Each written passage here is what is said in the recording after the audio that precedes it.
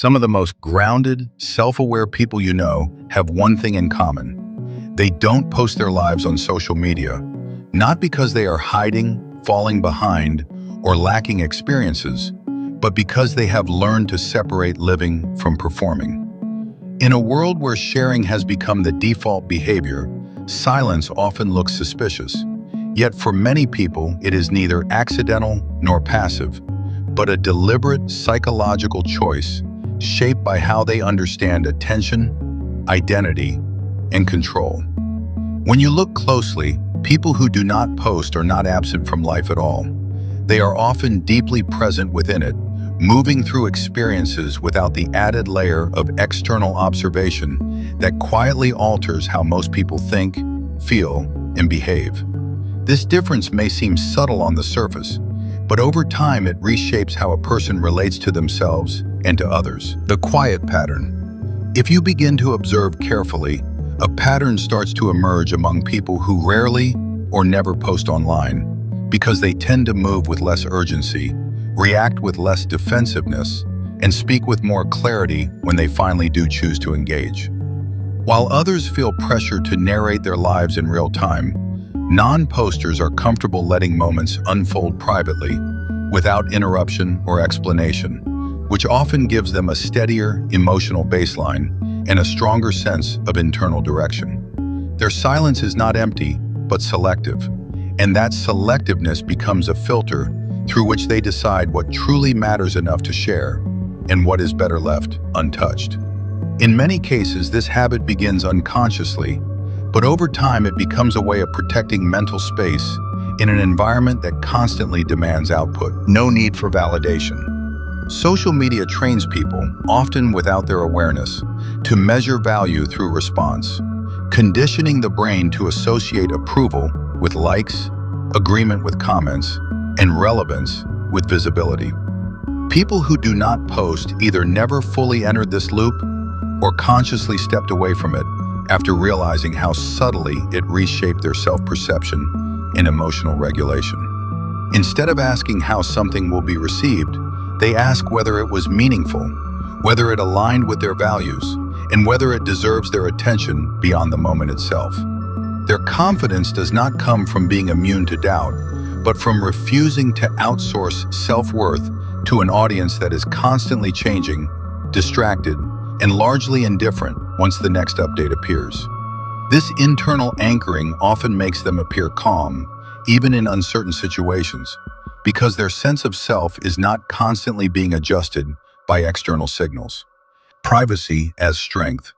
For people who avoid posting, privacy is not rooted in fear or insecurity, but in an understanding that access creates influence, and influence should be given intentionally rather than freely.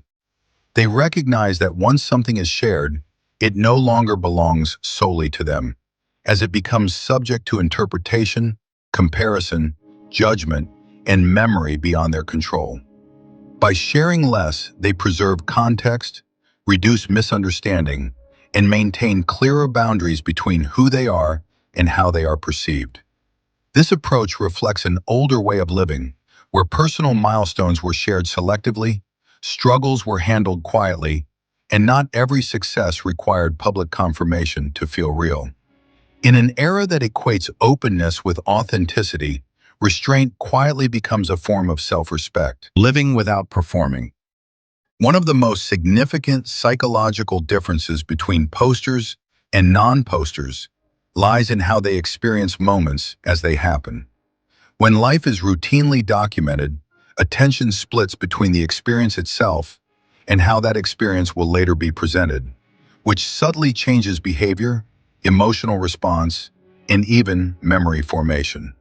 People who do not post experience events without that second layer of self-monitoring, allowing them to respond naturally rather than performatively, which often leads to deeper emotional imprinting and stronger personal meaning. They attend events without framing them, enjoy success without announcing it, and process setbacks without narrating them, which keeps life grounded in sensation rather than presentation. Over time, this creates a quieter but richer relationship with reality, one that does not require proof to feel complete. Less comparison, less noise. Social comparison is not new, but social media amplifies it by compressing thousands of curated lives into a single, endlessly scrolling frame of reference. People who step away from posting often experience a noticeable reduction in anxiety, not because their lives suddenly improve, but because they are no longer constantly measuring themselves against highlights that lack context. Without the constant exposure to other people's victories, bodies, lifestyles, and timelines, their perception of normality stabilizes, making it easier to appreciate progress without distortion. This does not mean they stop noticing others altogether, but that comparison loses its emotional grip, becoming informational rather than personal.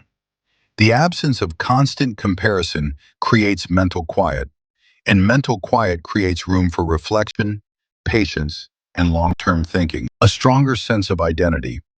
Identity, when shaped primarily through feedback, tends to fragment as people adapt different versions of themselves depending on the audience, platform, or trend they are responding to.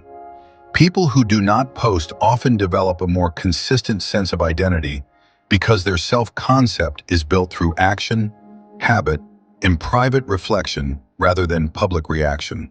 They are less likely to feel pressure to explain themselves, defend their choices, or perform coherence online, because coherence already exists internally. This often shows up as quiet confidence, not loud certainty, and steady direction rather than constant reinvention. When they speak, their words tend to carry more weight, not because they are rare, but because they are deliberate. Observers before speakers.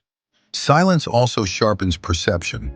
People who do not post spend more time watching how others behave, how trends form, how opinions shift, and how emotions spread, which gives them a clearer understanding of social dynamics without being swept up in them. They learn when to engage and when to remain still, recognizing that attention is a resource rather than an obligation. This habit of observation often translates into better judgment, stronger intuition, and more thoughtful communication, especially in situations that reward patience over immediacy. Listening before speaking is an old discipline, but one that becomes increasingly rare in environments built for constant response. The trade-off they accept. Choosing not to post is not without cost, and most non-posters understand this clearly. They sacrifice visibility, social reinforcement, and the easy validation that comes with public acknowledgement, accepting that their lives may be misunderstood or overlooked by those who equate presence with proof. However, they willingly make this trade because what they gain in return is autonomy, emotional stability, and a clearer sense of ownership over their experiences.